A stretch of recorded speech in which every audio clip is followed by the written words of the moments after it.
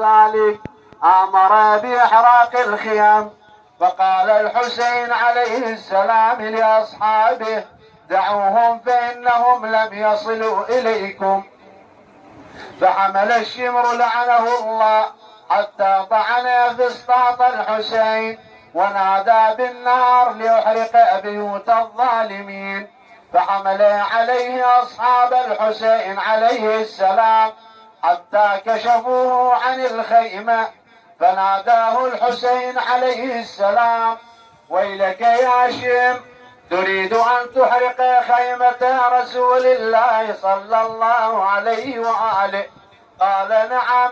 فرفع الحسين عليه السلام طرفه إلى السماء وقال: اللهم لا يعجزك شمر أن تحرقه بالنار يوم القيامة. فغضب الشمر لعنه الله وقال لأصحابه: احملوا عليهم حملة رجل واحد وافنوهم عن آخرهم. قال: فتفرقوا يمينا وشمالا وجعلوا يرشقونهم بالنبل والسهام، فصار أصحاب الحسين عليه السلام بين جريح وطريق. فعند ذلك يتقدم أبو تمام الصيداوي إلى الحسين عليه السلام وقال: يا مولاي، إننا مقتولون لا محالة، وقد حضرت الصلاة، فصل بنا، فإني أظنها آخر صلاة نصليها، لعلنا نلقى الله تعالى على أداء فريضة من فرائضه في هذا الموضع العظيم. قال له الحسين عليه السلام: أذن يرحمك الله. فلما فرغ من الآذان نادى عليه السلام: يا عمر بن سعد، لعنك الله، أنسيت شرائع الإسلام؟ ألا تكف عنا الحرب حتى نصلي؟ فلم يجب. فناداه الحسين بن نمير لعنه الله: يا حسين، صلي فإن صلاتك لا تقبل. فقال له حبيب بن مظاهر رحمه الله: ويلك، لا تقبل صلاة الحسين عليه السلام وتقبل صلاتك يا ابن الخمار.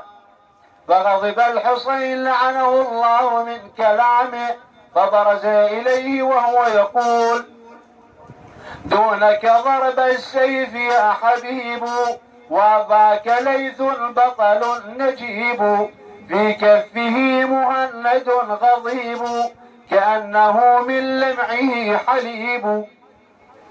ثم نادى: يا حبيب، ابرز إلى ميدان الحرب ومكافحة الطعن والضرب. فلما سمع حبيب رحمه الله وكان واقفا بإزاء الحسين عليه السلام، فودعه وقال: يا مولاي، إني أحب أن أتم صلاتي في الجنة وأقرأ جدك وأباك وأخاك منك السلام.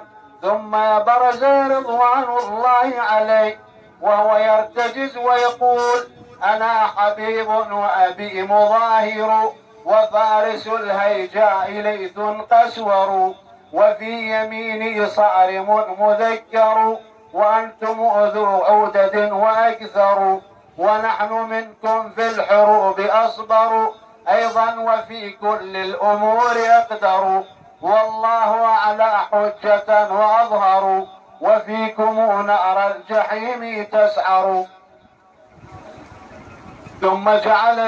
ثم حمل على الحسين لعنه الله وضايقه في مجاله، وضربه على رأسه، وقطع خيشوم جواده، وأرداه إلى الأرض، وهم أن يأخذ رأسه، فحمل عليه أصحابه واستنقذوه من يده، وحمل على رجل من بني تميم فقتله، ولم يزل يقاتل حتى قتل 35 فارسا، وتكاثروا عليه فقتلوه رحمه الله. قال أبو مخنف: لما قتل العباس عليه السلام وحبيب بن مظاهر بان الانكسار في وجه الحسين عليه السلام، ثم قال: لله درك يا حبيب، لقد كنت فاضلا تختم القرآن في ليلة واحدة. فقام إليه زهير بن لقين وقال: بأبي أنت وأمي يا ابن رسول الله، ما هذا الانكسار الذي أراه في وجهك؟ ألست تعلم إنا على الحق؟ قال: بلى وإله الخلق، إني لأعلم علما يقينا، إني وإياكم على الحق والهدى.